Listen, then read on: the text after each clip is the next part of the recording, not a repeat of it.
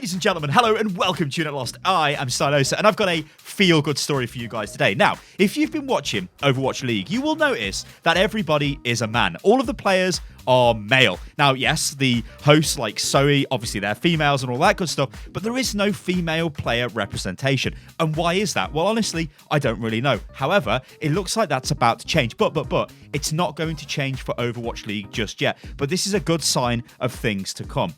What we're probably going to see is this female South Korean player who goes by the name of Kim Se-yeon, I believe. I've butchered your name, I'm very sorry. In-game, she's called Geguri or Geguri. She is a really, really good player, and we think she's about to get signed to one of the academy teams for Overwatch League. Now, let me explain what that means. If you are an Overwatch League team, you get an academy team.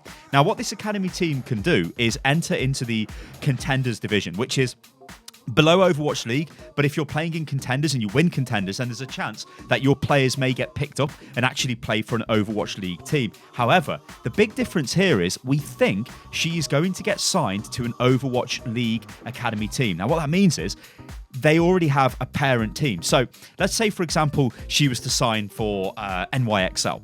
Now, if she signs for their academy team, they've got the parent team above. So there is potentially a chance that she could make it into the main Overwatch League roster and play at Overwatch League, which is the highest level. So just to stress again, I don't think she's going to go into Overwatch League. I think she's going to go into the contenders team that an Overwatch League team has, which is called an Overwatch Academy team. I know it's very long-winded. Like when you look at the teams, a lot of them have academy teams. I think the Philadelphia Fusion team was announced. The London team is going to get announced very, very soon. I've got to be careful not to leak any details on that. These teams are sort of below the Overwatch League team, but they have a chance of sending players up into the Overwatch League team. And it's a great place for those players to develop if they can't make it into Overwatch League teams. Now, why is this awesome for Overwatch? Well, Overwatch, and probably unfairly so, does get a lot of focus put on it for representation. Now, Overwatch is a game about all-inclusiveness. It's a game about all kinds of different people all playing together to achieve a goal. Now, when you see the esports teams and they're all made of males, people start asking, well, where's the female representation? Why can't women play on this level? Like, what's the difference? Is there any difference? I don't think there's any difference. So why aren't these players actually in these teams? Is it a problem within esports? Well, I mean, you look at esports, most of the players are men. In fact, I would really struggle to name a female esports professional. It's kind of that bad. I know in the past there have been things like female-only teams and stuff like that, but I think honestly a lot of that stuff was just for like good PR. Those players probably wasn't at the level required, and that's not what we need to do. Like, everybody should be treated the same. So what we've got here is Geguri, who I've actually, and you guys may have heard of her before. She was the Zarya player. Now, a long time ago, everybody was posting clips going, oh my god, have you seen this Zarya player? It is absolutely amazing. It's phenomenal. This was actually her, but I don't think people realized at the time it was a female. Then she had to face accusations of being a hacker, which obviously was proven to be not the case. She wasn't a hacker, which again, why was she even being accused of that? It's all very irritating, ladies and gentlemen. Anyway, the moral of this story is females are starting to get into Overwatch competitive, professional level games. This isn't quite Overwatch League yet, but this does open the door. Now, what I'd like to end this video on is a bit of a discussion about this, because like I've said in the video, I don't really think there's any difference between women and men when it comes to computer gaming. You can say that, yes, for actual sports, like physical sports, you can't put a woman against a man in rugby, let's say. That wouldn't be fair. A male has got different physiology to a woman. So in that regard, yeah, that's fine. And when you look at all traditional sports, you don't see men against women or women against men for those kind of reasons.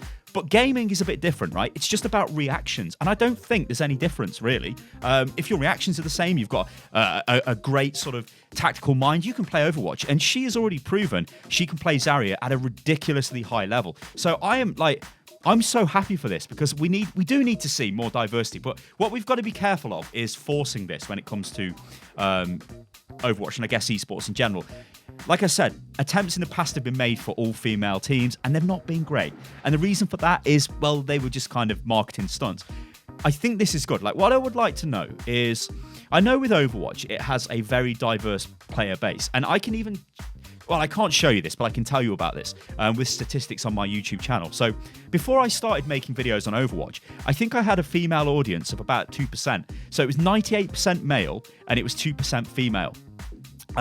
Which is, well, pretty low. But that's because the games I was covering maybe weren't that interesting to females or whatever. Who knows, right? Maybe that's just because of the content I was making at the time. However, when I started making videos on Overwatch, as of right now, I have got a 12% female audience. That is a 10% increase. Now, it might not sound like a lot, but that's actually really huge when you think all I do is make videos on Overwatch. So there's a lot of interest there. And I think what happened is when people started seeing Overwatch League and they're like, well, where are the women? You know, I play Overwatch and I'm a woman. Well, where are the professional women? What's going on? So this is a good step in the right direction. Let me know what you think about this in the comments below, guys, especially if you're a woman. Like, what do you think? Like, is this a good sign? Do you want to see more women in esports?